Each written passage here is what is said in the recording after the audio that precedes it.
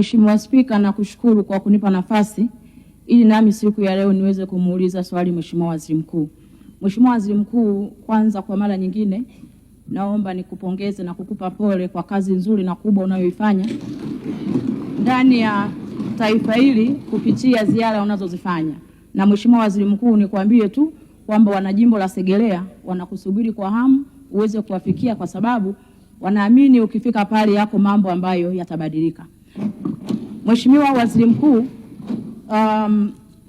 kwa mujibu wa katiba yetu, nchi yetu ni Jamhuri ya Muungano. Lakini Mheshimiwa Waziri Mkuu, yapo masuala ambayo sio ya kimuungano.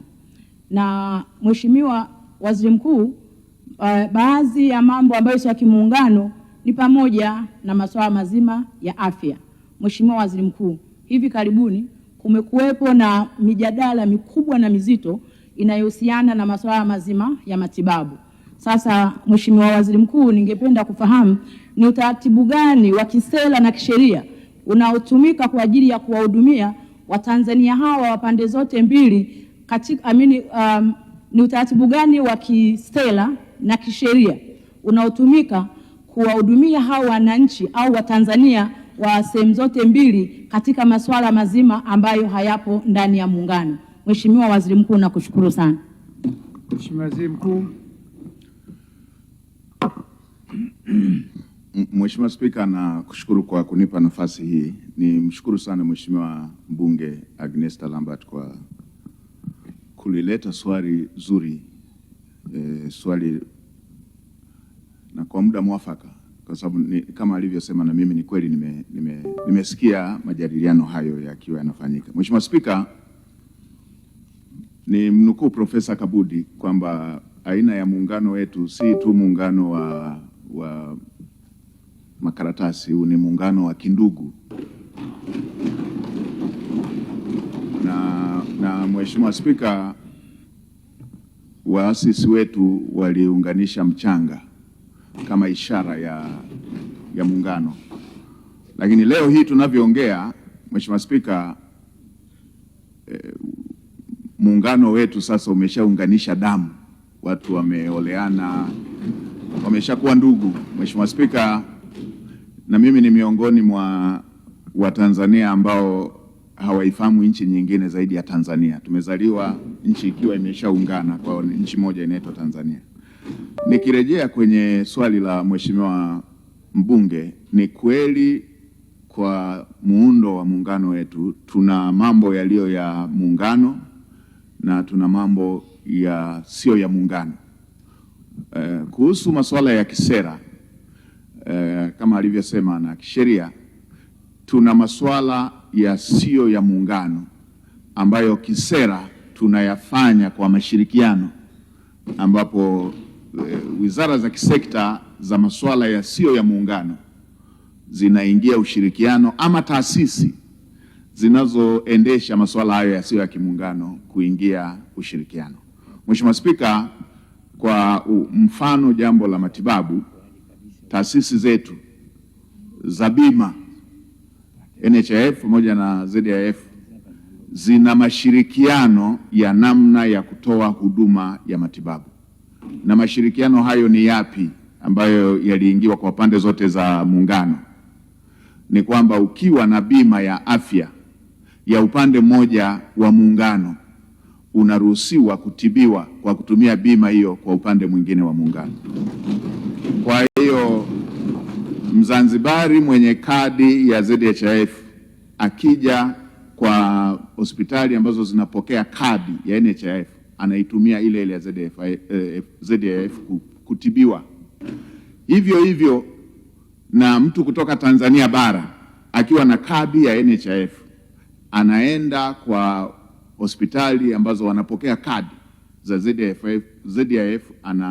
ZHIF anapokelewa na anapata matibabu. Mtanzania akiwa hana hiyo kadi, kama ambavyo kwa Mzanzibari akiwa hana hiyo kadi ya bima kwa Zanzibar atatakiwa kulipa kesh ili aweze kutibiwa.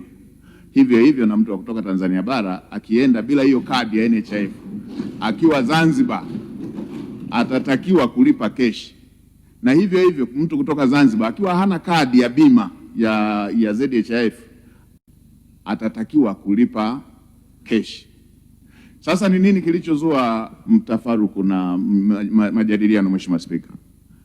Kuna utaratibu wa wale watu wasiojiweza ambao wanatibiwa bure, na sisi huku Tanzania bara tuna utaratibu wa watu wasiojiweza ambao wanapata huduma ya TASAF.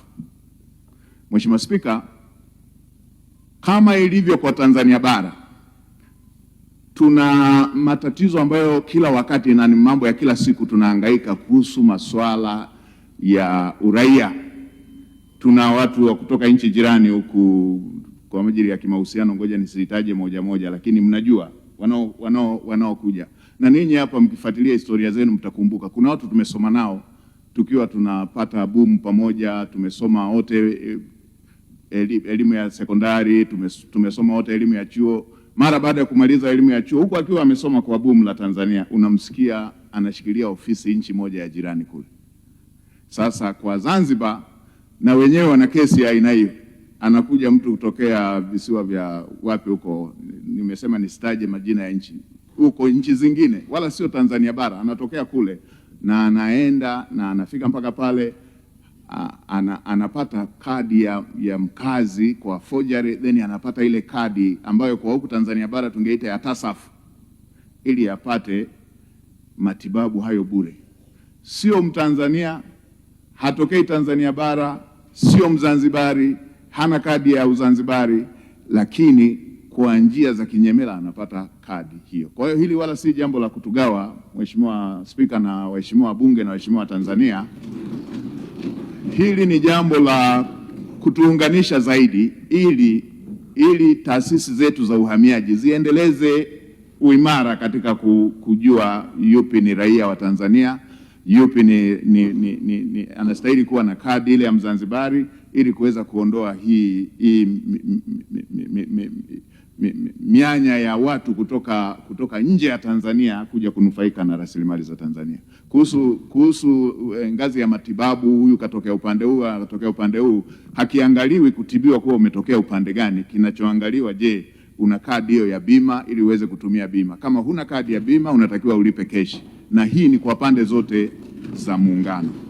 Mheshimiwa Spika na waheshimiwa wabunge, niwaombe wala tusipuuze kwamba ni kweli kuna mianya ya watu kutoka nje ya Tanzania wanaopenya na kutafuta kupata uraia kwa njia zisizo rasmi bila sifa, lakini pia kutaka kunufaika na rasilimali kwa namna zisizo rasmi. Hili si jambo la upande gani wa muungano, ni jambo la nchi yote, na hatuna tatizo la kimahusiano kuhusu masuala ya matumizi ya rasilimali wala masuala ya utoaji wa huduma. Na Mheshimiwa Spika, niweke kumbukumbu tu, kulikuwepo na kero nyingi tu kama waziri wa sekta ya muungano alivyosema. Hivi sasa zote zimeshatatuliwa zilizokuwa zinaitwa kero, na sasa hivi tunawasihi wa Tanzania waongelee zaidi masuala ya fursa, ili nchi hii kila Mtanzania aweze kunufaika na hatua hizo za maendeleo. Mheshimiwa, asante. Mheshimiwa Aisha Msatu Mduya.